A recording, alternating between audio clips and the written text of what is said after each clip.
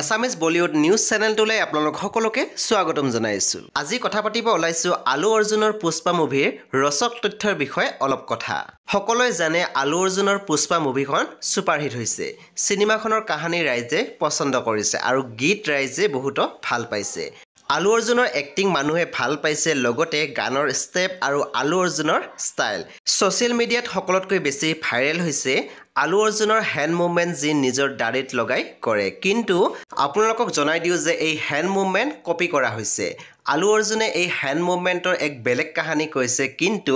এতিয়া দাড়ি হ্যান্ড মুভমেন্টৰ এই ভাইৰেল মুহূৰ্তৰ ষ্টাইলটো বেলেগ সিনেমাত কৰা হৈ গৈছে আৰু সিনেমা প্ৰেমী লোকসকলে সেইটো কথা নটিস কৰিছে আৰু সেই সিনেমাখন আছিল ধনুষৰ আলু অৰ্জুনে কৈছিলে যে যেতিয়া এটা গানৰ ষ্টেপ তেখেতে কৰি আছিল তেতিয়া তেখেতৰ ডাইৰেক্টৰ সুকুমাৰে কৈছিলে যে এই হ্যান্ড মুভমেন্টৰ ষ্টেপটো আলু অৰ্জুনৰ ক্যাৰেক্টাৰটোৰ লগত মেচ কৰিছে আৰু সিনেমাখনৰ আগলৈকেও এই ষ্টেপটো কন্টিনিউ ৰাখিব দিছিলে আৰু ইয়াৰ পৰে আলু অৰ্জুনৰ হ্যান্ড মুভমেন্টৰ কাহিনী আৰম্ভ হয় আৰু ই বৰ্তমান ভাইৰেল হৈ পৰে আসলতে এই একে ধৰণৰ হ্যান্ড মুভমেন্টৰ সিন ধনুষৰ সিনেমাত আগতে কৰা হৈছিল ধনুষৰ লগত একেলগে অভিনয় কৰা সাই পল্লৱী নামৰ অভিনেত্ৰী গৰাকীয়ে এনে ধৰণৰ হ্যান্ড মুভমেন্ট কৰিছিল এটি গানত ধনুষৰ মাৰিটু নামৰ সিনেমাখনত আছিল এই গানটো আৰু ৰাউডি বেবী নামৰ গানটো হিটু সময়ৰ সাউথৰ এটি হিট গান আছিল এতিয়া ৰাইজে হেইটোৱে কম্পেয়াৰ কৰি চাই আছে যে কাৰ হ্যান্ড মুভ বেছি ভাল কিন্তু কথা হল যে হিটু সময়ত অভিনেত্ৰী সাই পল্লৱীয়ে কৰা সেই ষ্টেপটো